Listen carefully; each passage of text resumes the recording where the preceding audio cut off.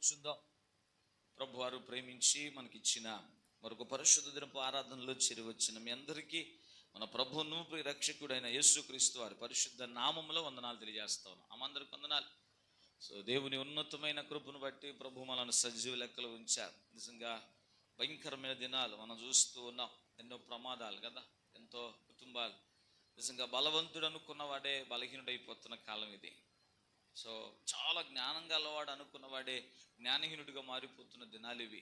సమస్యలు, పరిస్థితులు మనుషులను అనేక రీతిలుగా ఏం చేస్తుంది అంటే కుదిపి వేస్తూ ఉన్నాయి. మనుషులు నిలవలేని పరిస్థితుల్లో. కానీ మన దేవుడు మనకి ఒక మంచి స్థితిని ప్రభు మనకి ఇచ్చారు.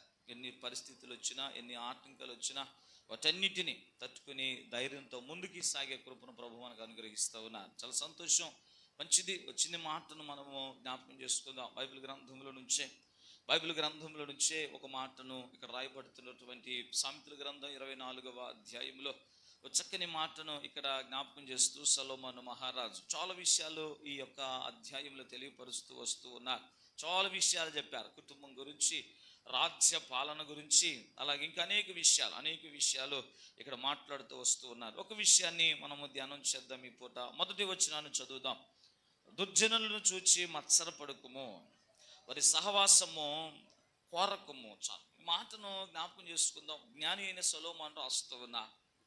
ఇక్కడ ఒక చక్కని ఆలోచన ఏంటంటే, మానవుడు ఎవరైనప్పటికీ కూడా, ఈ లోకంలో పుట్టిన ప్రతి మానవుడు ఎప్పుడు కూడా తన ఆలోచన ఎప్పుడు కూడా, తన కనుదృష్టి ఎప్పుడు కూడా ఎంత భక్తి అయినా చేస్తున్నా, ఎంత ప్రార్థన చేస్తున్నప్పటికీ, ఎంత దేవుని సన్నిధిలో ఎదుగుతున్నప్పటికీ ఎటు చూస్తూ ఉంటాడంటే ఎవరో అభివృద్ధి అవుతున్నారు, ఎవరో పెద్దవాళ్ళు అవుతున్నారు, ఎవరో గొప్పవాళ్ళు అవుతున్నారు అనే వైపే ఎక్కువగా కళ్ళు అనేవి వెళ్ళిపోతూ ఉంటాయి అవి. సో వారిని ఎక్కువగా చూస్తూ ఉంటాం, వారి వైపే మనస్సు పెడుతూ ఉంటాం. బైబిల్ గ్రంథంలో జ్ఞాపకం చేస్తున్నటువంటి మాట ఏంటంటే, దుర్జనులను చూచి. ఎందుకని ఈ మాటను జ్ఞాపకం చేస్తున్నాడంటే, జ్ఞాని అయిన సొలొమోను రాస్తూ అంటారు, కొన్ని సమయంలో ఏమండి దేవుడు మనకు అప్పగించిన దానికన్నా మనం ఏం చేస్తామంటే పక్కనోళ్ళు, ఎదుటిన్న వాళ్ళు, లేదంటే ఈ ప్రక్కన ఉన్న వాళ్ళు, కనబడిన వాళ్ళు చేస్తున్న దాని మీద ఎక్కువ ఇంట్రెస్ట్ చూపిస్తూ ఉంటాం. మనకు అప్పగించిన దాన్ని ఏం చేస్తున్నామంటే వాటిపైన ఎక్కువ ఎప్పుడైతే ఇంట్రెస్ట్ చూపిస్తామో, ఎప్పుడు వారి వైపు దృష్టి నిలుపుతామో, ఎప్పుడు వాటి వైపు మనస్సును కేంద్రీకరిస్తామో, ఆటోమేటిక్గా మనకి తెలియకుండా ఏంటిదంటే అపవాది అట మన ఉద్దేశాన్ని, మన దర్శనాన్ని, లేకపోతే మనకున్నటువంటి ఆలోచనను నిర్వీర్యం చేస్తూ ఉంటాడు. వాడు వాటిని దొంగిలిస్తూ ఉంటాడు. మన చూపు వేరొక వైపు మళ్ళిస్తాడు. మనలను పక్కదారికి పెట్టేస్తూ ఉంటాడు, బలహీనపరి చేస్తూ ఉంటాడు. అది చాలా బలహీనమైన సంఘటనని ఇక్కడ రాస్తున్నటువంటి మాటల్లో వారిని చూచి అనగా మన జ్ఞాపకం చేస్తూ ఉంటే, ఒక వ్యక్తి సమాజంలో భక్తిని చేస్తూ ఉన్నాడు, యథార్థంగా నడుస్తూ ఉన్నాడు, మంచిగా కుటుంబాన్ని కట్టుకున్నాడు, చాలా నీతిగా యథార్థంగా కష్టపడుతున్నాడు. అయితే ఎంత కష్టపడుతున్న ప్రతిఫలం ఏమి? ఎక్కడేసిన గొంగలు అక్కడలాగానే ఏదో తింటున్నాడు, బ్రతుకుతున్నాడు, నడుస్తున్నాడు, కానీ ఏమీ కూడబెడతలేదు, ఏమీ దాయలేకపోతున్నాడు ఉన్న పరిస్థితిని బట్టి. కానీ కొంతమందిని చూస్తూ ఉన్నాం, అన్యాయంగా వెళ్ళిపోతున్నారు. కొంతమంది అక్రమంగా నడుస్తూ ఉన్నారు. కొంతమంది చెడుని ఎక్కువగా ప్రేమించుకుంటూ వెళ్ళిపోతున్నారు. అలాంటి వారిని చూస్తున్నప్పుడు కొన్నిసార్లు వారిలో అనేక మంది అభివృద్ధి అయినట్టుగా కనిపిస్తూ ఉంటారట. సో కానీ వారిని చూచి మనం మత్సరపడద్దు అని వాక్యము మాట్లాడుతోంది. సో ఇక్కడ జ్ఞాపకం చేసుకుంటూ ఉంటే ఒక పాట కూడా ఉంటుంది. ఏం పాట అంటే అది ఏమంటాడంటే, ఏదో గొప్పతనాలు చూచి ఏదో పాట ఉంటుంది, నాకు గుర్తు రావట్లేదు, కానీ ఏంటంటే సమాజంలో జరుగుతున్న గొప్పతనాలను చూచి ఎప్పుడు నువ్వు కంగారు పడొద్దు. సో నేనేంటండి ఇంత కష్టపడుతున్నా కదా, నా పరిస్థితి ఏంటండి ఇలాగుంది, నేను ఇంత కష్టపడుతున్న ప్రతిఫలం ఏమి రావట్లేదు అని చాలా మంది ఏం చేస్తారంటే భక్తిని చేస్తూ, భక్తిలో నడుస్తూ ఏం చేస్తారు తెలుసా, కొంత దూరం వెళ్ళిన తర్వాత ఇక చివరికి ఏం చేసామండి అని భక్తిని వదిలిపెట్టేస్తారట. యథార్థం వదిలిపెడతారట. ఇక ఎవరెవరినో చూస్తూ ఉంటారట. ఇదిగో వాడు ఆశీర్వదింపబడ్డాడు, వాడు వాడు సంపాదికుడయ్యాడు, వాడు గొప్పవాడయ్యాడు, వాడు అలా వెళ్ళిపోయాడు అని చెప్పి ఏం చేస్తాడు, ఇదే వేలోకి వెళ్ళిపోయి ఏం చేస్తూ ఉంటారంటే వారు చేస్తున్న భక్తిని కానీ వారు చేస్తున్న యథార్థతను కానీ ప్రక్కన పెట్టేస్తారట. ప్రక్కన పెట్టేసి ఇక వాడి వైపు వెళ్ళిపోతారు మనసంతా కూడా. కానీ వీళ్ళు భక్తిని చేశారు, ప్రార్థన చేశారు, నమ్మకంగా ఉన్నారు, యథార్థంగా ఉన్నారు. కానీ కార్యం ఏమవుతుంది అంటే కొంత ఆలస్యం అయ్యింది. కానీ ఎవరు స్పీడ్గా ముందుకెళ్తున్నారు? బైబిల్ గ్రంథం అంటుంది వాడిని ఏమంటుందో దుర్జనుడు అని మాట్లాడుతుంది. అంటే కొంత అన్యాయస్తుడనో లేదంటే ఏదో అక్రమంగా బ్రతుకుతున్నాడనో, సరే ఏదో దేవుణ్ణి మర్చిపోయాడనో ఏదో ఒకటి చెప్తున్నాడు. ఏమంటున్నాడు అంటే వాడు ముందుకెళ్ళాడు కానీ భక్తిని చేసినాడు. అందుకే చాలామంది అంటారు, ఏం చేసి ఏం సాధించాం వెళ్ళి, ఏం సంపాదించాం వెళ్ళి, దేవుని దగ్గరికి వెళ్ళి ఏం పొందాం మనం అని చాలామంది అంటుంటారు. ఏమొచ్చింది దేవుని దగ్గరికి వెళ్తే మనం ఏం సాధించాం? ఇంకెందుకమ్మా, ఇంకెన్నాళ్ళమ్మా ఉన్న జీవితంలో, ఇప్పటికే సగం అయిపోయింది, ఇంకేం చేస్తాం, వదిలిపెట్టేస్తాం, నిరాశలోకి వెళ్ళిపోతారు. అంటే కొన్ని కార్యాలు, కొన్నిసార్లు జీవిత ఆశీర్వాదాలు, కొన్నిసార్లు జీవిత అభివృద్ధిలో ఏమవుతుందంటే ఆలస్యం జరుగుతుందని చెప్పి వెంటనే కొంతమంది వెళ్ళిపోతున్నారు. అందుకనే చాలా విషయాలు ఇక్కడ రాస్తూ అంటాడు, జ్ఞానము, వివేకము, తెలివి, ఈ విషయాలు ఎక్కువగా మాట్లాడుతూ ఉంటాడు. జ్ఞానము గురించి, వివేచన గురించి, తెలివి గురించి, ఆలోచన గురించి కొన్ని మాటలు రాస్తూ ఉంటాడు. అంటే ఇవన్నీ ఏం చేస్తాయి, మన జీవితంలో మనకి ఒక మంచి స్థిరత్వాన్ని ఏర్పాటు చేస్తూ ఉంటాయి. Praise the Lord. ఇవేం చేస్తాయి, మంచి స్థిరత్వాన్ని ఇస్తూ ఉంటే మనకి వీటిల్లో మనం ఏం చేయాలంటే వీటిని సంపాదించుకోవడానికి ప్రయత్నము చేయాలి. ఇలా చేసినప్పుడట దేశంలో అనేకమైన ఆ కార్యక్రమాలు, అనేకమైన ఆశ్చర్యాలు జరిగిన కొన్నిసార్లు మన మనసు అంతగా ఏమి ఆలోచన తొందరపడదు. మన మనసు ఏం చేసిందో తెలుసా? వాటిని చూసి తొందరగా రియాక్ట్ అవ్వదు, ఎప్పుడు కూడా రియాక్ట్ అవ్వదు. అయితే అయిందిలే కానీ నిన్న ప్రార్థనే చేసుకుంటాను. ఒక మాట దావీదు మహారాజు, ఈరోజు ఉదయకాల ఆరాధనలో మేము ధ్యానం చేసాము.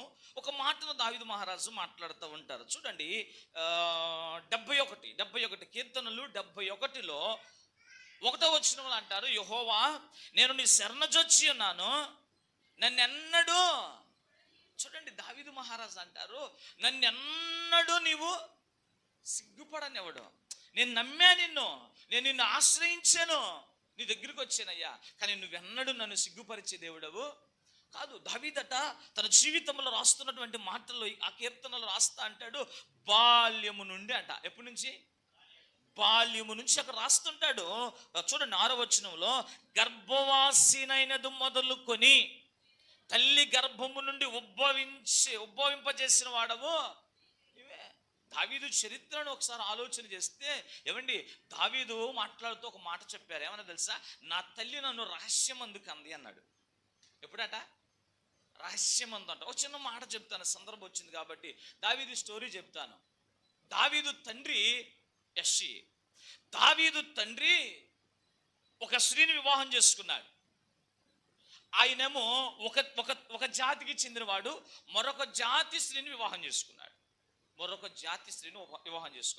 వివాహం చేసుకున్న తర్వాత ఇతడు ఆ కాలంలో సన్హెద్రు సభలలో ఒక ప్రముఖుడిగా వారి జాతి దానిలో పదవులు చేస్తూ ఉన్నారు, వారు అధికారులుగా అవుతున్నారు.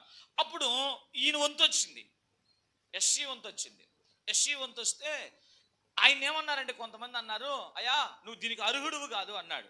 ఎందుకు నేను అర్హుడిని కాదు అంటే, నీవు ధర్మశాస్త్రాన్ని వ్యతిరేకించావు, ధర్మశాస్త్రానికి నువ్వు భిన్నంగా, లేకపోతే దేవుని ఉద్దేశానికి భిన్నంగా, లేకపోతే మన జాతికి విరోధంగా నువ్వేం చేసావంటే వేరే స్త్రీని వివాహం చేసుకున్నావు, కనుక నువ్వు అర్హుడువు కాదయ్యా అన్నారు. సరే ఏం చేయాలని ఆలోచన చేసి అప్పుడు యెష్షయి అంట ఏం చేశాడు తెలుసా? ఆమెను ప్రక్కన పెట్టేసి వారి జాతికి సంబంధించిన స్త్రీని వివాహం చేసుకున్నాడట. వివాహం చేసుకుంటే, వినండి చరిత్ర ఇది. సో వారు చేసుకున్న తర్వాత ఈ ముందు కదా, ఇప్పుడు ఈయన సన్హెద్రు సభలో పెద్దవాడైపోయాడు, అధికారి అయ్యాడు, మంచిగా చక్కగా దాంట్లో చేస్తున్నాడు, పదవి చేస్తూ ఉన్నాడు. ఇప్పుడు విడనాడినటువంటి వ్యక్తులను చూసారా? ఆ వ్యక్తికి అప్పటికి 7 బిడ్డలు పుట్టారు. ఎంతమంది? 7 బిడ్డలు పుట్టారు. ఈ 7 పిల్లలు పుట్టిన తర్వాత ఇక యెష్షయి ఆమెను విడిచిపెట్టినప్పటికీ, విడనాడి వేరే వ్యక్తిని చేసుకున్నప్పటికీ ఆమెను ఏం చేశాడంటే తన ఇంటిలో పనిగట్టిగా పెట్టుకున్నాడు, తన ఇంటిలో పని చేయడానికి పెట్టాడు. పని చేయడానికి పెట్టుకున్న తర్వాత ఒకనొక సమయంలో మరలా ఆమెను కూడాడు. ఆమె గర్భవతి అయింది. ఈ విషయం ఎవరికి తెలియదు.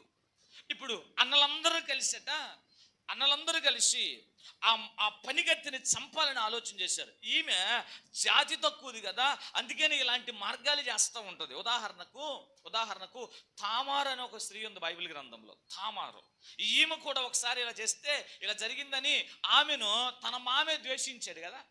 కానీ చివరికి అది ఎలా జరిగిందని తెలుసుకున్న తర్వాత ఆయన అంటాడు, అమ్మ నువ్వు నాకన్నా నీతిమంతురాలు అమ్మ అని మాట్లాడాడు. సరే, ఇక్కడ జరిగిన స్టోరీ చెప్తాను. ఆమె ఏమైంది, గర్భవతి అయిందిగా. గర్భవతి అయిన తర్వాత ఇప్పుడు ఏం జరిగిందంటే ఆమెను వీళ్ళందరూ చంపటానికి వచ్చారు. 7 చంపడానికి వస్తే యెషయా ఏం చేశాడంటే చాలా జాగ్రత్తగా ఆమెను దాచాడు. ఎవరు కనబడకుండా దాచాడు. దాచిన తర్వాత రహస్యంగా ఒక చోట ఉంచి సో అక్కడ ఉంచిన తర్వాత ఆమెకు ఇక ప్రసవ దినాలు వచ్చినాయి. కుమారుడు పుట్టాడు. ఆ కుమారుడే దావీదు. అందుకే దావీదు అంటారు, నా తల్లి నన్ను రహస్యమందు కందయ్యా, నేను రహస్యముగా పుట్టాను. ఆ రహస్యంగా పుట్టినటువంటి తర్వాత యెషయా తర్వాత పిల్లలకి చెప్పి, అరే ఎంతైనా అమ్మ కదరా, సో పుట్టినోడు తమ్ముడే అవుతాడుగా మనకి అని చెప్తే, సరే అయితే అయ్యాడు, కానీ వాడు మాకు భేదం ఉండాలి, మేమందరం ఒకే పని చేయకూడదు, ఒకే విధానం ఉండకూడదు ఇక చెప్పి, సరేలే వాడు ఎట్ట కూడా బ్రతుకుతాడులే, పనివాడిలాగా ఉంటాడు కదా అని చెప్పేసి అప్పుడు గొర్రెలు ఇచ్చి పంపించేశారు. ఎందుకు ఇచ్చారు తెలుసా? ఉద్దేశం ఏంటి తెలుసా? గొర్రెలు కాస్తున్నప్పుడు క్రూర మృగాలు ఎలాగోలాగా తినేస్తాయి, మనం చంపటం ఎందుకురా, వాడే చచ్చిపోతాడు అని వదిలేశారు. కానీ చనిపోయాడా? రాజు అయ్యాడు. సో నేను జ్ఞాపకం చేస్తున్నా, ఆ దుర్జనులను చూచి మత్సరపడకుమో. ఏమండి, సో వేరే విషయం ప్రక్కన పెట్టేద్దాం. దావీదు అందరినీ చూస్తూ ఉన్నాడా? వారి అభివృద్ధిని చూస్తున్నాడు, వారి ఆశీర్వాదం చూస్తున్నాడు, వారి ప్రేమలు చూస్తూ ఉన్నాడు, వారి గృహ విధానాలు చూస్తూ ఉన్నాడు. కానీ దావీదుకి ఎప్పుడూ లేదుగా. దావీదుకి ఎప్పుడు లేదు. దావీదు తల్లిగా ఒకవేళ అతన్ని ప్రేమించి మంచి ఇంట్లో పెట్టి ఆహారం పెట్టేటువంటి స్తోమత ఏమీ లేదు. దావీదు గొర్రెలు కాస్తూ వస్తున్నాడు, ఒక పనివాళ్ళ బ్రతకాలి సొంత ఇంట్లో కూడా. అందుకనే సమూయేలు వచ్చినప్పుడు 7 ఎక్కువగా ప్రస్తావించబడింది. అక్కడ 7 మాట్లాడాడు తండ్రి, 7 ముందు పెట్టాడు, 7 చూపించాడు. ఆయన అది కాదన్నాడు, ఈ 7 ఎవరో ఒకరు సెట్ అవుతారని తండ్రి అనుకున్నాడు, సమూయేలు అనుకున్నాడు. అప్పుడు దేవుడే మాట్లాడాల్సి వచ్చింది. సమూయేలా, నీవు పై రూపాన్ని చూస్తావయ్యా, నేను హృదయాన్ని చూస్తాను. సమూయేలు అంటాడు, 7 అయిపోయింది. అది ఏంటి ప్రభా, 7 సెలెక్ట్ అవ్వలేదా? ఇంకా వీళ్ళు కాకపోతే ఇంకెక్కడ ఉంటారయ్యా ప్రజలు? ఇంత చక్కని నైపుణ్యత, ఇంత చక్కని టాలెంట్, ఇంత చక్కని బాహుబలం ఎవరికి వస్తుందయ్యా అని మాట్లాడుతుంటే అప్పుడు దేవుడు ప్రస్తావిస్తున్నాడు, ఏమని? పై రూపాన్ని చూస్తారు సమయంలో, నేను హృదయాంతరంగాన్ని చూస్తాను. నిజంగా మీరు జ్ఞాపకం చేసుకోండి, దావీదును తేవటానికి ఇష్టపడలేదు, కానీ ఆ రోజున తేక తప్పలేదు దావీదుని. Praise the Lord. నేను అంటున్న మాట ఏంటంటే, దేవునిలో మన యథార్థత మనల్ని కాపాడిద్ది ఒక రోజున. దేవునిలో మన నీతి ఒక రోజున మన బలపరిచిద్ది. నీతిగా ఉండి యథార్థంగా ఉండి, ఏమండి ఏమీ సాధించలేదు, నా జీవితంలో అయిపోయింది, ఇక అయిపోయిందని అక్రమ మార్గాలకి వెళ్ళే వాళ్ళు చాలా మంది ఉన్నారు. బైబిల్ గ్రంథంలో ఉన్నారు, ప్రస్తుత దినాల్లో కూడా చాలా మంది ఉన్నారు. ఎప్పుడు అభివృద్ధి అవుతాం, వెళ్ళిపోతే అభివృద్ధి అవుతాం, వెళ్ళిపోతే దీవించబడతాం, ఈ మార్గాన్ని విడిచిపెట్టేస్తా అనుకున్నారు. కానీ వాక్యం అంటుంది, మత్సరపడద్దు, తొందరపడద్దు, కంగారు పడద్దు, నిబ్బరంగా ఉండు, ఒకరోజు నేను నిన్ను ఆశీర్వదిస్తాను. దేవుడు ఎందుకు విడిచిపెడతాడండి? చిన్ననాటి నుంచట, తల్లి గర్భములో ఉన్నప్పుడు నాటి నుంచి ఏమంటే దేవునితోనే ముడి వేసుకున్నాడట దావీదు. Praise the Lord. దేవునితో నడుస్తూ ఉన్నాడు. ఏమంటే ప్రతి విషయంలో మనమైనా ఒకసారి దేవుని సందులో మంచి నమ్మకం ఉంటే మరలా తర్వాత అయిపోయిన కొంతకాలానికి ఆ ఆసక్తిని తగ్గించేసుకుంటాం. పైకేమో ఒకలాగా కనిపిస్తూ ఉంటాం, ఆ తర్వాత మరలా వేరే పని వస్తే మళ్ళీ ప్రార్థన ప్రక్కన పెట్టేస్తామేమో. కానీ దావీదు అలా కాదే, చిన్ననాటి నుంచి శ్రమ వస్తుంది, కష్టం వస్తుంది, ఇబ్బంది వస్తుంది. అందుకని ప్రభువారు పరిచర్య చేస్తున్నప్పుడు ఒక మాట మాట్లాడారు. చూడండి, ఆ మాటని జ్ఞాపకం చేస్తాను. యోహాను సువార్తలో ఆయన మాట్లాడుతూ 16వ అధ్యాయం, యోహాను సువార్త 16వ అధ్యాయంలో ఒక మాటను అక్కడ ఆయన ఉదాహరణగా ప్రస్తావిస్తారు ప్రభువారు. 22 చదువుదాం. అటువలే మీరును ఇప్పుడు దుఃఖపడుచున్నారు గాని మిమ్మును మరలా చూచెదను, అప్పుడు మీ హృదయము సంతోషించును, మీ సంతోషమును ఎవడును మీ యొద్ద నుండి. చూడండి, అంటే ప్రభు అందుకనే మాట్లాడుతున్నారు బైబిల్ గ్రంథంలో. సొలొమోను మహారాజుతో రాయించిన మాట అందుకే. నువ్వు వ్యసన పడద్దు. ఎందుకు పడొద్దయ్యా? ఒకరోజు చూస్తావు ఆ సంతోషాన్ని, ఒకరోజు ఇస్తాడు దేవుడు. కానీ తొందరపడిపోయి మనం చేసేటువంటి పనులు కొన్ని సార్లు ఏమవుతుందో తెలుసా? ఏమన్నా సార్, ఆ తొందరపాట్లు ఏమైందంటే తెలుసా, మన క్షేమ స్థితిని మనం కోల్పోతూ ఉంటాం. ఓకే, జ్ఞాపకం చేస్తాను, మనందరూ తెలిసిన మాటలే, చాలాసార్లు విన్నాం ఈ మాటలు. ఏమండి, ఆ రోజున గుడారములో నుంచి పారిపోయింది కదా హాగరు, మనం విన్నాం కదా.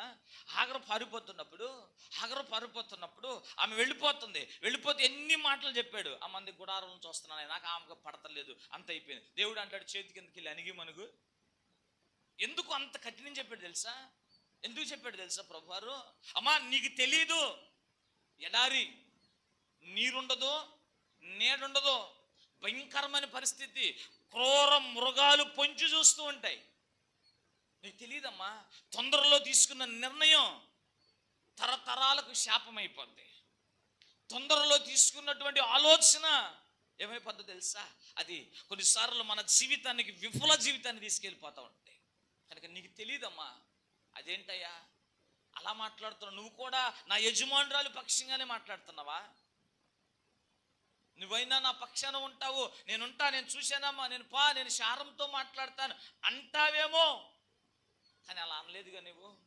మళ్ళా వెళ్ళమంటున్నావు. కారణం ఏంటంటే, దాని ఉద్దేశం ఏంటో చెప్పనా? దేవుని ఉద్దేశం ఏంటంటే అలా వెళ్ళమంటానికి, అక్కడైనా అణిగి శ్రమ వచ్చినా పర్లేదు, కానీ అక్కడ రక్షణ ఉంది, ఇక్కడ లేదు. రక్షణ లేదు ఇక్కడ అనేక క్రూర మృగాలు పొంచి వేస్తాయి. ఎడారిలో బ్రతకటం కాదమ్మా, నువ్వు అక్కడికి వెళ్ళిపో, పర్లేదు, తిట్టినా పర్లేదు, శ్రమ పడుతున్నా పర్లేదు, కానీ ఇదిగో నీ విషయంలో నువ్వు ఎక్కడ మత్సరపడమాక, నేను చేస్తా కార్యాన్ని, నేనిస్తా ఆశీర్వాదాన్ని, నేనిస్తా దీవెన్ని. ప్రభు అభయం ఇచ్చారు. ఇంకో మాట చెప్పనా? హాగర్కి తెలియదు. అంతకన్నా ముందు ఆ ఇంట్లో నుంచి ఒకడు వెళ్ళిపోయాడు. ఎవరు వెళ్ళారు? హాగర్ కన్నా ముందు ఒక వ్యక్తి వెళ్ళిపోయాడు ఇంట్లో నుంచి. ఎవరో అమ్మ చెప్పరండి, అడచొస్తారంటే 20 మార్కులు క్వశ్చన్ ఇచ్చాడు అయ్యగారు, ఎట్ట రాయాలి అంటారు రేపు పొద్దున. అడచొస్తారంటే లోతు వెళ్ళాడా లేదా? తట్టబుట్ట ఆస్తి ఇంక ఏమైనా నయం కట్టుబట్టలతో ఎడారిలోకి వచ్చింది. కానీ లోతు ఆస్తి అంతటిని కూడగట్టుకొని కుటుంబంతో వెళ్ళాడు. ఏం సాధించాడు? ప్రభువారు అంటారు, అమ్మా కఠినంగా మాట్లాడుతున్నాను అనుకోమాక, ఒక దినానం ఉంది నీ దుఃఖం సంతోషంగా మారిద్ది. ప్రైజ్ అలాడ్. ఒక దినం ఉంది ఆశీర్వదించబడతావు.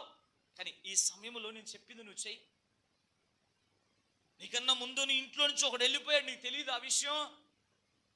నువ్వు తొందరపడి ఈ రోజున ఏదో బయటకు వచ్చేసావు, కానీ వాడు వెళ్ళి ఏం పొందాడు, ఏం ఆశీర్వదింపబడ్డాడు? అబ్రహాము తర్వాత అబ్రహాముగా పిలువబడే స్థాయిని కోల్పోయాడు. కనుక నువ్వు తొందరపడద్దు. తొందరపాటు నిర్ణయం. భక్తిని కొనుక్కోవాలి. ఇంతకాలం ఉన్నావు కదా, ఇంతకాలం కలిసావు, ఇంతకాలం కుటుంబంలో ఉన్నావు, ఇంతకాలం శ్రమ అయినా తల్లిదండ్రులు లేకపోయినా ఇంత చక్కగా కుటుంబంలో ఎదిగావు కదా, ఇప్పుడు ఎందుకు ఆ తుచ్చలమైన ఆలోచన నీకు? ఇంతకాలం నువ్వు దేవుని మీద ఆధారపడ్డావు కదా, ఇంతకాలం దేవుని అనుకున్నావు కదా, ఈ లాస్ట్ మినిట్లో ఏంటి? ఎందుకు నువ్వు అంత తొందర నిర్ణయం తీసుకోవాలి అని ప్రభువారు శారముతో చెప్పి ఆమెను తీసుకుని వెళ్ళి మరలా ఎక్కడ పంపించేశాడు? గుడారంలోకి పంపించేశారు. వినండి, నేను జ్ఞాపకం చేస్తాను. కొన్నిసార్లు మన పరిస్థితులు ఎలాగుంటాయి అంటే, ఏంటండి ఇంత కష్టపడుతున్నాం, ఇంత ప్రయాసపడుతున్నాం, ఇంత కష్టపడి పని చేస్తున్నాం, కానీ ప్రతిఫలం ఏమి? అందుకే నేను చేస్తాను, దానిలో ఏదో ఒక లాభం తెచ్చుకోవాలని అన్యాయంగానో లేదంటే ఏదో స్వార్థంగానో అప్పుడు వరకు ఖచ్చితంగా ఉన్నాం. కానీ ఆ తర్వాత ఏం చేస్తారంటే ఖచ్చితత్వాన్ని విడిచిపెట్టేస్తూ ఉంటాం. ప్రభువారు మాట్లాడుతున్న మాట ఏంటో తెలుసా? వారిని చూచి నువ్వు మత్సర పడొద్దు. వారి సహవాసం అంటే వారి ఆలోచనలో మోసపూరితమైన ఆలోచన. ఒకప్పుడు మంచి ప్రార్థన పర జీవితం, కానీ నాకన్నా ముందు రక్షింపబడింది ఆ తల్లి. అడపా అమావాస్య పౌర్ణానికి వచ్చి ఆరుతుంది మందిరంలోకి వచ్చి. ఏమండి, దేవుని సందుకు ఊరికే వస్తుంది, ఎప్పుడో వెళ్ళిద్ది. ఓ పాట రాదు, ఓ పరిచర్య రాదు, ఒక ప్రార్థన రాదు, ఏమండి ఏమీ రాదు. ఆమె దీవించబడింది కదా, నేనేంటి ఇలా ఉండిపోయాను? ఇక అందుకని వారి సహవాసం ఏంటి? ఆ సహవాసం ప్రారంభంలో వచ్చిన సహవాసం, ప్రారంభంలో వచ్చినటువంటి ఆత్మీయత ఇక ఏమైతే చివరిలో రావటం ప్రారంభిస్తాం. డైలీ దేవుని సన్నిధికి ఎప్పుడు మానకుండా వచ్చా నీవు మరలా మధ్యలో ఇక ఏం చేస్తానంటే పెండింగ్లు పెట్టేస్తావు. ఎవరినో చూచి వెళ్ళిపోతున్నావు, ఎవరినో చూచి సహవాసంలోకి వెళ్ళిపోతున్నావు. అలా చెయ్యొద్దు. ఒక రోజు ఉంది, ఆ రోజున నేను మరలా మిమ్మలను దర్శిస్తాను, మరలా ఆశీర్వదిస్తాను. ఇప్పుడు మీరు గతం చూసారే, అది ఇంకెన్నడూ మీరు చూడరు, ఇక రాదు. ఆ రాత్రి వారందరూ ఏడ్చారంటండి.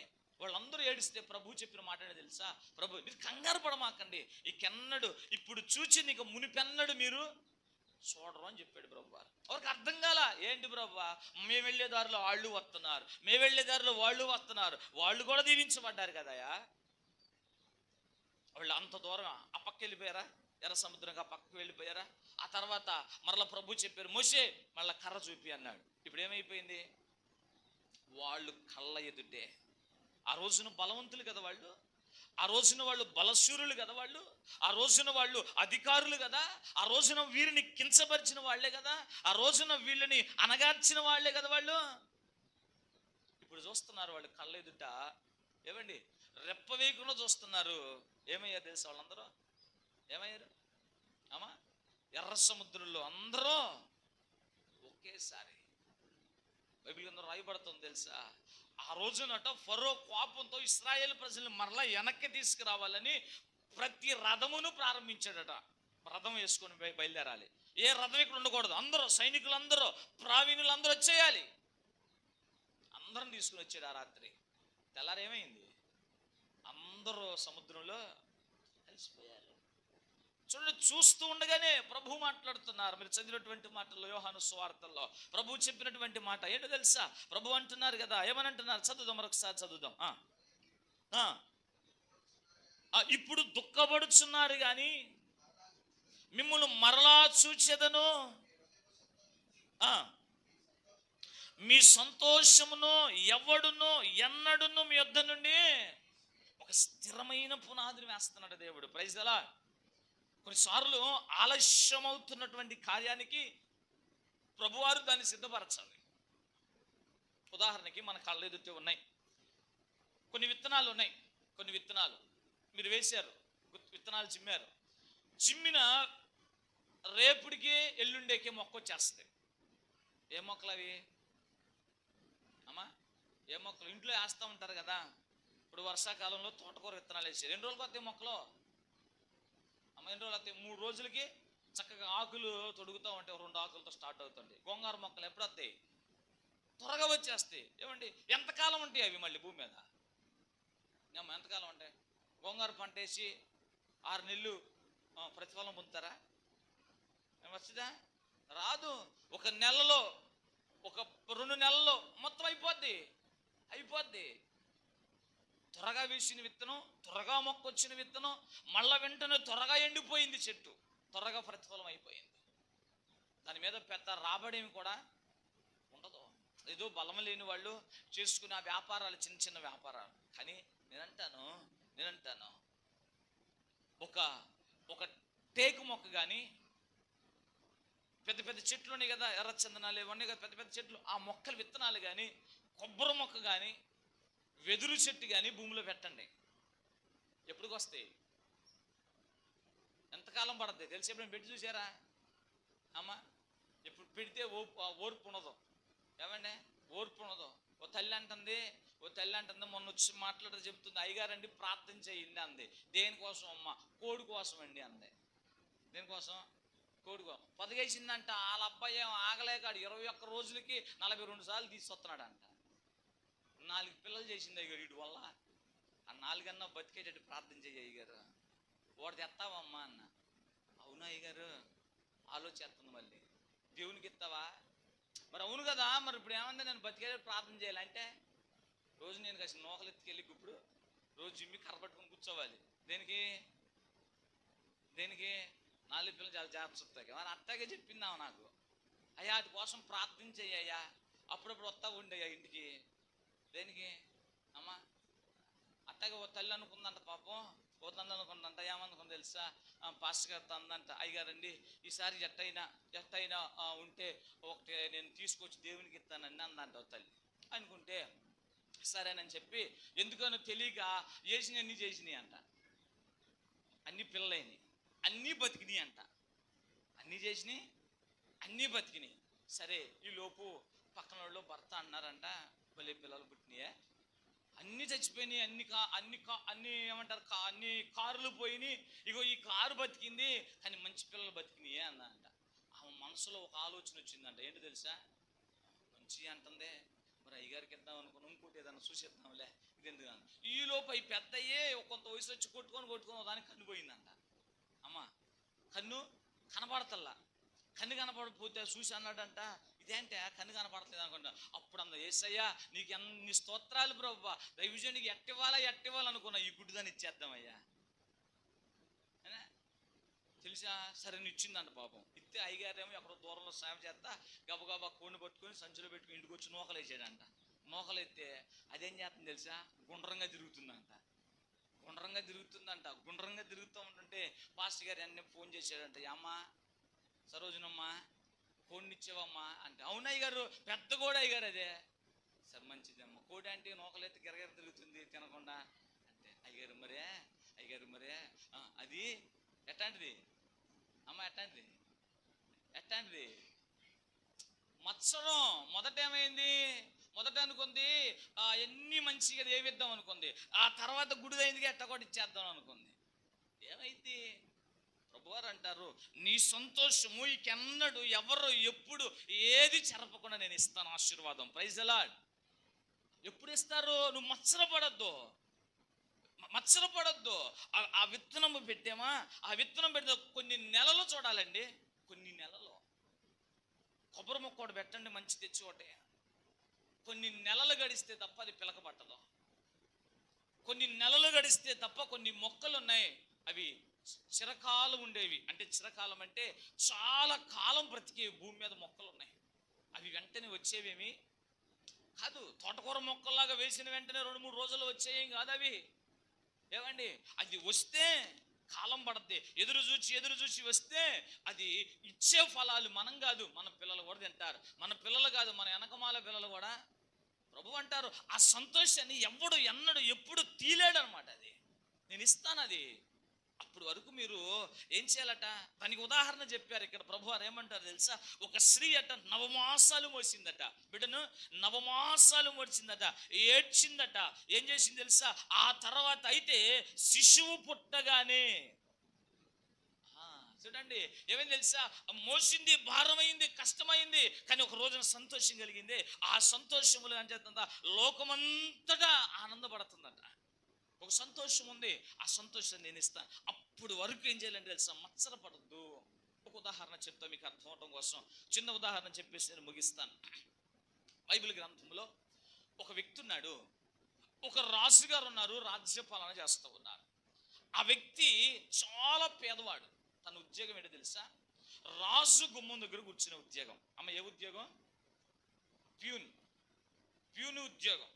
ఏమండి, కోర్టు దగ్గర గేట్ గార్డ్ ఉండే బంట్రోత్ ఉద్యోగం, రిజిస్టర్ ఆఫీసులో గేటు దగ్గర ఉండేటువంటి ఒక ఉద్యోగం. వినండి చాలా జాగ్రత్తగా. ఆ ఉద్యోగం చేస్తున్నటువంటి వ్యక్తి ఏమండి, అతను కూడా నేను గొప్పవాడిని అవ్వాలని ఆశ ఉంటుందా ఉండదా? ఉంటుంది. నేను కుటుంబం కట్టాలా, నేను నా బిడ్డలను పోషించాలా. సో ఏం చేస్తూ ఉంటాడు? ఆ ఉద్యోగులు ఏం చేస్తూ ఉంటాడంటే, లోపలికి వచ్చేవాడిని, లోపల నుంచి బయటికి వెళ్ళేవాడిని అడుగుతూ బ్రతుకుతూ ఉంటాడు. బైబిల్ గ్రంథంలో ఒక వ్యక్తి ఉన్నాడు, అలాంటి ఉద్యోగం చేస్తున్నాడు. ఆ వ్యక్తి అలాగే కూర్చున్నాడు. తన ఆశీర్వాదం ఎప్పుడు తనకు ప్రమోషన్ రాలా, అలా అని చెప్పి ఎవరి దగ్గర రూపాయి ఆశ కూడా పడతలేదు. ఎప్పుడు చూసినా అదే పరిస్థితి. తన వెనకొచ్చినటువంటి జూనియర్లే పెద్దోళ్ళు అయిపోతున్నారు. వీడు సీనియర్గా ఉన్నాడు, గుమ్మం దగ్గర అలాగే పడిపోయి ఉన్నాడు. మనసులో బాధ, ఏంటయ్యా నా బ్రతుకు, నీతిగా బ్రతకాలని ఆశ, నాకేంటి ప్రమోషన్ ఏం రావట్లా, నా జీవితం ఏంటి వర్ధిల్లట్లేదు, నేను ఎప్పుడు అవుతానయ్యా, ఎప్పుడు గొప్పవాడిని అవుతానయ్యా. తన జీవితంలో ఆలోచన చేస్తూ ఉన్నాడు, తపన పడుతూ ఉన్నాడు, కృషిస్తూ ఉన్నాడు, కృంగుతున్నాడు. నా పరిస్థితి ఏంటి ప్రభువా? అలా అని చెప్పి అక్రమైన మార్గంలో ఏమాత్రం కూడా వెళ్ళటం లేదు. అక్రమమైన ధనం చూశాడు, మూటలు తెస్తున్న వ్యక్తులను చూస్తున్నాడు, గేటుగాడుండి రాజ్యభవనం లోపలికి. కానీ ఆశ ఏమీ పడతలేదు. అమ్మ ఆశ పడతలేదు, ఆశ పడతలు అలాగే ఉంటున్నాడు. ఏంటయ్యా నా బ్రతుకు? ఇంటికి వెళ్ళిపోయి సాయంత్రం ఏడుస్తున్నాడు. నా బిడ్డల్ని ఎలా పోషించాలి, నా భార్యని ఎలా పోషించాలి, నా పరిస్థితి ఏంటి ప్రభువా అని ఏడుస్తున్నాడు. పని చేస్తున్నాడు. గత వారం ఇప్పుడు మనం జ్ఞాపకం చేసుకున్నాం, పనిలో ఏముండాలట? శ్రద్ధ. అంటే శ్రద్ధ అంటే ఓ చేసేయటం కాదు, ఏమండి, దాని మీద ఏముండాలి తెలుసా? ఆ పని చేస్తున్నప్పుడు దానిలో అంత మెలుకు కూడా కలిగి ఉండాలి. మెలుకు కూడా ఉండాలి పనిలో. గుడ్డిగా శ్రద్ధ చేయాలి కదా అని భుజాన బొరు వేసుకుని వెళ్ళిపోవటం ఏమి కాదు. ఇప్పుడు ఇటువరకు ఒక మాట చెప్పేవాళ్ళు, మీరు కూడా వినుంటారు. ఇప్పుడు ఒక తల్లట వెళ్ళి గడ్డి కోసుకొని వస్తుందట. గడ్డి కోసుకొని వస్తుంది. ఈ గడ్డి కోసుకొని వస్తుంది కదా, నెత్తి మీద పెట్టుకుంది ముసలమ్మ, మొయ్యలేక వస్తుంది. అటుగా వస్తున్నటువంటి ఒక రాజకుమారుడు రథం వేసుకుంటూ వస్తూ ఏం చేశాడంటే, మామగారికి హెల్ప్ చేద్దాము, మోపు మొయ్యలేకపోతుందని చెప్పి మామని పైకి, మామ రథం ఎక్కువ అన్నాడట. రథం ఎక్కిందా, రథం ఎక్కి ఎదురెళ్ళిపోతున్నాడట. ఈ వెనక మళ్ళీ కూర్చుందా. ఒక్క సమయం అయింది, అది వెనక్కి తిరిగి చూశాడట. ఏం చేస్తుందంట మా అమ్మ? మోపు కూడా అంటే ఆలోచన లేదు, పని మాత్రం ఉంది, పని భారం ఉంది, కానీ ఆలోచన లేదు. చురుకుదనం అంటే దాని అర్థం ఏంటంటే పని చేయటం ఒకటే కాదు, నిపుణత గలవాన్ని చూచితివా. దానిలో నిపుణత ఉండాలి. ఎలా చేయాలి, ఎలా విధానం. ఆయన అంటారు, ఆ రాజకుమారుడు అన్నాడంట, మామ మూట నెత్తి మీదే పెట్టుకున్నావా? మామగారు అందంట, బాబాబు అయ్యా పేదరాలిని అయ్యా దయతలిచి నన్ను ఎక్కించుకున్నావు, నన్నేం మోస్తుంది నీ గుర్రం, మోపుని కూడా మోసిద్దా? ఆయన అన్నాడంట, పిచ్చమామ నువ్వు నెత్తి మీద పెట్టుకున్న బరువు కూడా దాని మీదే పడుతుందిగా, అది కింద పెడితే కొంచెం నువ్వు విశ్రాంతి పొందుతావేమో, ఉపశమనం పొందుతామేమోనని చెప్పాను, అవి ఎక్కించుకున్నామమ్మ. కొన్నిసార్లు శ్రద్ధ అంటే ఒకటేనంటే మన గుడ్డిగా వెళ్ళిపోవటం కాదు పనిలో, ప్రతిదీ కూడా. అందుకే దానిలో రాస్తాడు వివేచన, వివేకము. వివేకము ప్రభువారు చెప్తారు కదా ఎలాగుండాలి. వివేకానికి దేనికి గుర్తు చెప్పాడు ప్రభువారు? పాము. ఇప్పుడు చూశారు, పామును చూశారు, వెంటనే నలుగురిని పిలిచారు. అక్కడే ఉంటుందా అమ్మ? వచ్చేది ఉంటుంది, అక్కడే ఉంటుందా? చిన్న శబ్దం.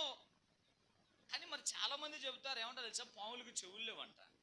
మరి ఎలా వింటుందో తెలియదు, కానీ అందుకే ప్రభువారు దానితో పోల్చాడు. వివేకంతో ఉంటుంది అమ్మ. ఏం చేస్తుంది వివేకం?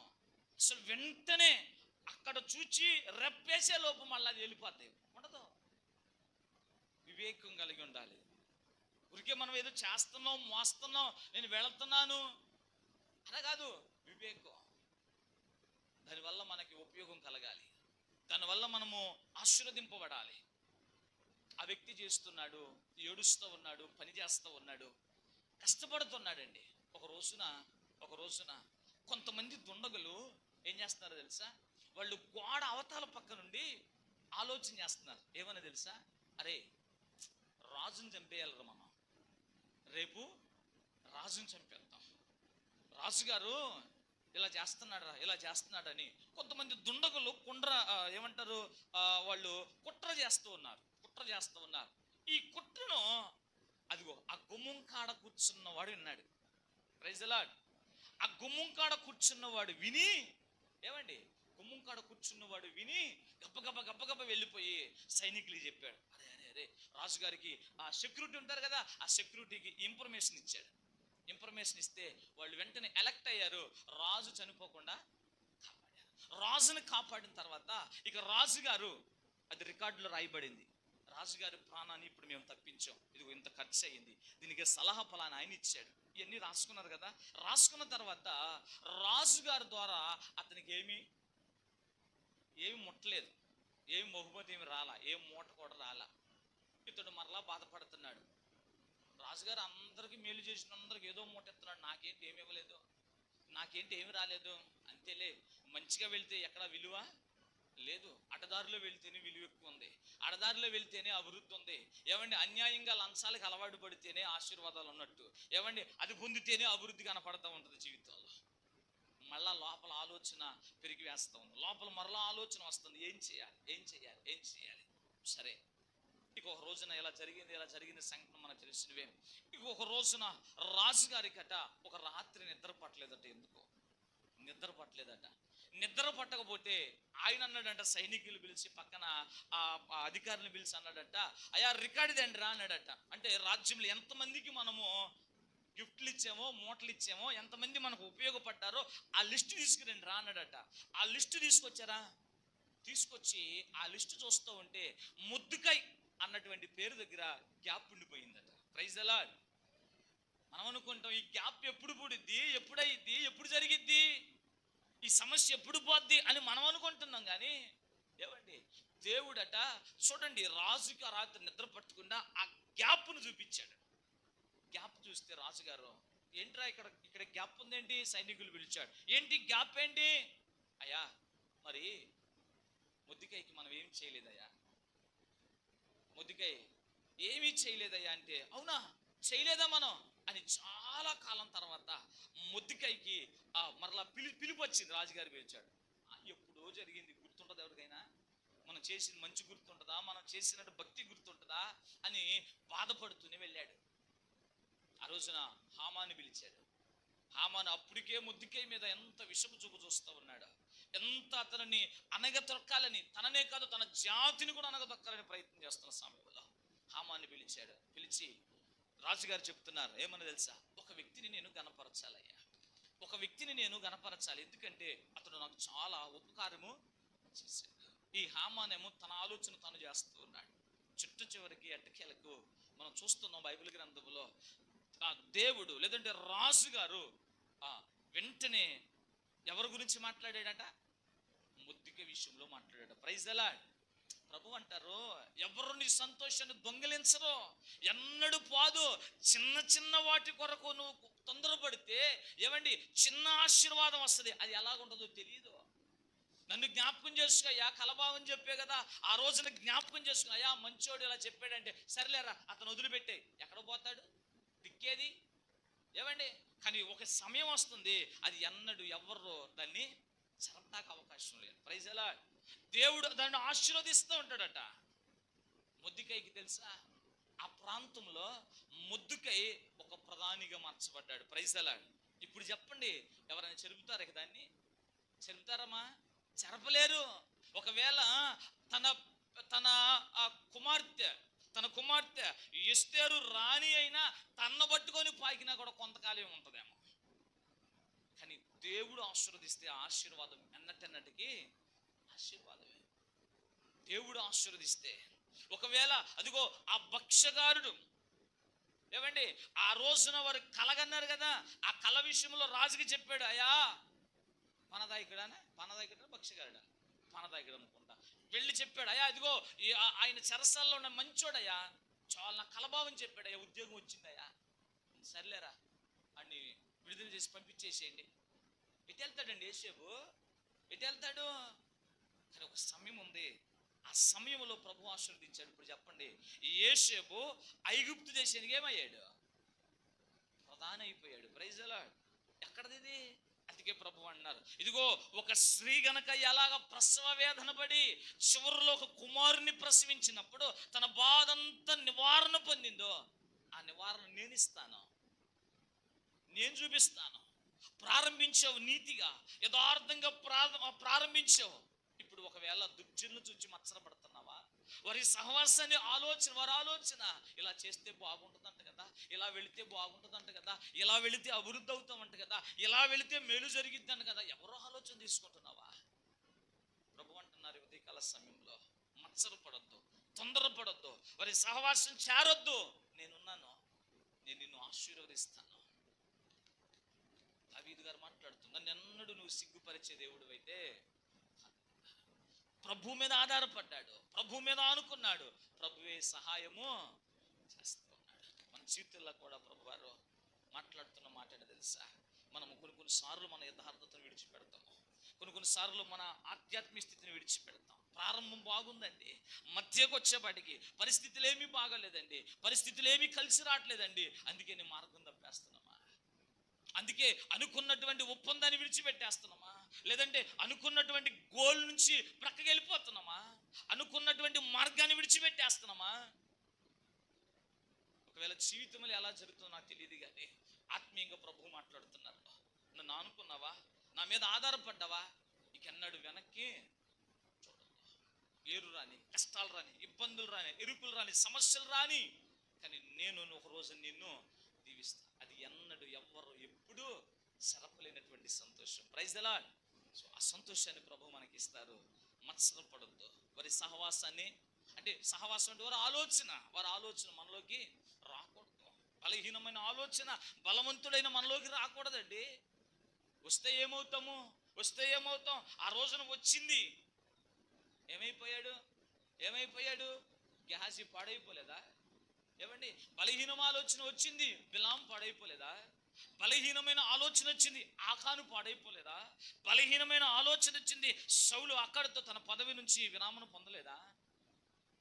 దేవుడిస్తాడు. ప్రభు అంటారు స్థిరమైంది, నిశ్చలమైంది, అది ఎన్నడు ఎవరు చెరపటానికి అవకాశమే. ఆయన రాస్తే తరతరాలుగా దీవించబడతాం. ఆయన రాస్తే మన అందరం ఆశీర్వదింపబడతాం. కనుక ఆయన ఆశీర్వాదంతో ఎదురు చూద్దాం. ఆయన మన కొరకు ఈ లోకానికి వచ్చాడు, మనల్ని ఆశీర్వదించాలని. ఆదికాండం ప్రారంభంలో ప్రభువారు ఏదేమో వనములు మానవులు చేసి మొట్టమొదటిగా తన నోటిలో నుంచి మాట్లాడిన మాట ఏంటో తెలుసా? ఏమన్నారు ప్రభువారు? ఏమన్నారు? అచ్చం నాకులాగే ఉన్నావురా అన్నాడా? ఏమండి, భలే తయారయ్యేవరు నువ్వు అన్నాడా? ఏమండి, మీ జంట బాగుందిరా అన్నాడా? ప్రభు అన్న మాట తెలుసా? మీరు ఆశీర్వదింపబడండి, మీరు ఫలించండి, మీరు వర్ధిల్లండి. ఇచ్చిన ఆశీర్వాదం చెడిపోద్దా? ప్రభువారు మాట్లాడుతుంటారు, నేను మాట తప్పడానికి నరుణ్ణి ఆ రోజున చేసిన దేవుడు ఈ రోజు వరకు మనతో ఉన్నాడు. మనం నిలకడగా నిలబడితే, ఏమండి, వారి సాంగత్యాలు, వారి సహవాసాలు కోరకుండా మనం దేవునిలో స్థిరంగా ఉంటే దేవుడు ఎందుకు విడిచిపెడతాడండి? విడిచిపెట్టే దేవుడు కాదండి. ఒకవేళ తండ్రిగా సాగితే దావీదు కొంతకాలం ఉండి తండ్రి చచ్చిపోతే మళ్ళీ ఇబ్బంది పాలవుతాడేమో, కానీ దేవుడిచ్చిన ఆశీర్వాదం తెలుసా? ఎన్నడూ సిగ్గుపరిచేవాడు ఆయన నమ్ముదాం, ఆయన మీద ఆశ పెట్టుకుందాం. ఏమండి, అనేక సమస్యలు మనం ఉన్నాం, దేవుని వైపు చూద్దాం. దేవుడే మనకి సహాయము అనుగ్రహించును గాక. ఆమేన్.